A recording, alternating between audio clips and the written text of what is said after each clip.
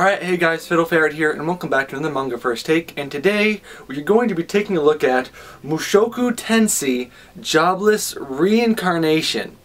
So, an interesting book. Basically, the basic premise of this story is you have this old, fat, probably 30, 40-year-old otaku guy, and he's made nothing of his life, and just as his life hits his lowest, he, in one way or another, ends up being killed, and he wishes greatly in his heart that he could, get a second chance at life if he could just do it all over again. And lo and behold, he is reborn as an infant child in a new world, full of magic and swordsmanship. Your typical, RPG fantasy style setting, but it's a real world, that kind of thing. And so he's reborn as a baby, basically, and who ends up being by the name of Rudis Grey Rat. And so this book is interesting because there are things that I like about it, and things that were predictable, things that were slightly out of the norm, and things that I thought were a little bit weird. And so one of the things, I'll start with one thing that's weird and really kind of throws me off a little bit about this manga, is the whole, he has all of his past memories, which is interesting. So he's basically like him inside this baby, inside this kid.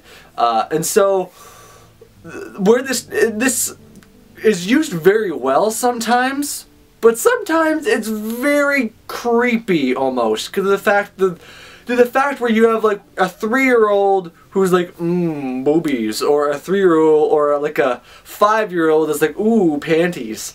And the story doesn't do it a ton, but it uses like ecchi scenes. I mean, you're using like ecchi scenes, and you have this creepy 30-year-old guy inside of this 3-year-old to 5-year-old.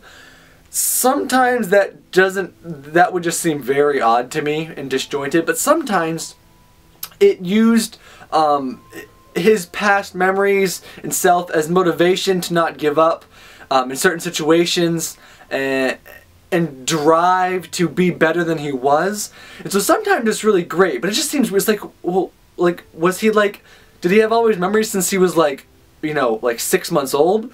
So was he like fully functional and smart but couldn't do anything because he was in a 6-month-old body?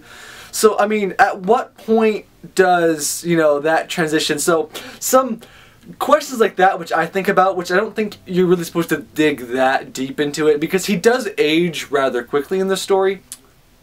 So young Rudis is a magic prodigy, as you start to find out as the series goes on, and he gets a magic tutor, and her by the name of Roxy, who is also quite young, but not as young as he is when she starts out.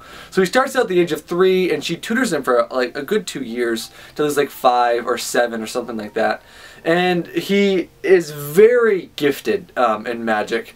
And so you can definitely tell this is a world with conflict and different races, and you can already see the bubbling problems from underneath. The thing I would say about this is the world is very interesting, although not entirely unique. What makes this story different is Rudis himself, and the fact that he's got all these memories of like this failed life.